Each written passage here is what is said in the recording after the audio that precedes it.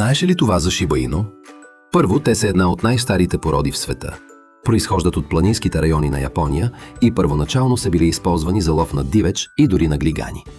Второ, характерът им е уникален. Шиба Ино са изключително независими, чисти и резервирани към непознати. Мнозина казват, че се държат повече като котки, отколкото като кучета. Трето, те имат специфичен глас. Когато са много щастливи или много недоволни, издават висок, остър звук, известен като шиба писък, който не прилича на никой друг лай. Четвърто, те са обсебени от хигиената. Подобно на котките, шиба често се ближат, за да се почистят и правят всичко възможно да избягват локви и кал по време на разходка. Пето, веднъж спечелите ли доверието им, те са верни до край. Шиба Ино е символ на гордост и преданост в Япония и е обявен за национално съкровище. Коя да бъде следващата порода? Напиши ни в коментарите.